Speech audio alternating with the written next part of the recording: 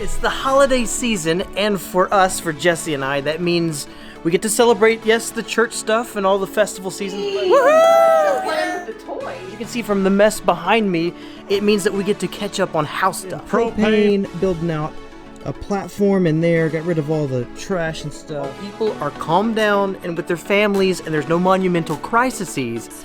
We get to catch up on some things. So I have some farm projects, some house projects that are already underway. We got our lights all switched back out for the season. I can't wait for it. We have a new member of the family.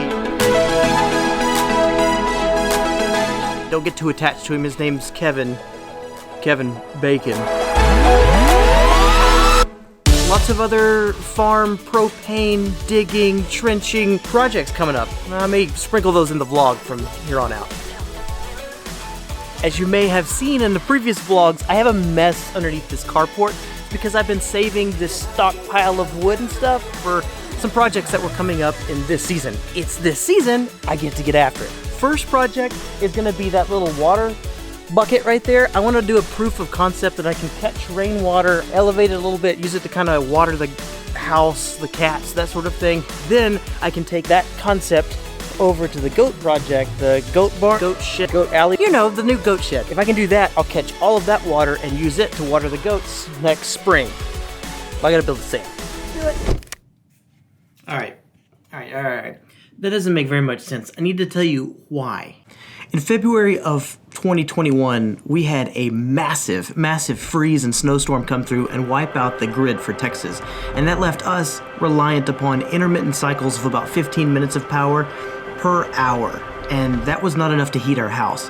And it caused our pipes to freeze, caused our water sources for animals to seize up, and we were unable to run the farm and keep our own safety in check. And that was a helpless feeling that we don't want to feel anymore. So our goal is to diversify the systems around the farm. We want to try and do water catchment systems, propane and propane accessories, maybe have augmented systems. Anywho, I think it's in a Texan's nature to want to be self-reliant, self-sufficient, and diversify. It's who we are. Let's go back into it.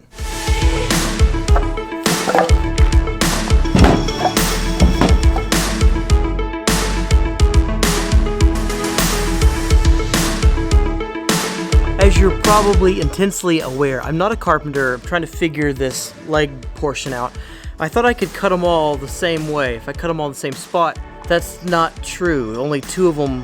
How do I explain this? I cut them all in the same place so that I could have like a fancy like strapping that would be inset to these boards, like kind of like a mortise type joint.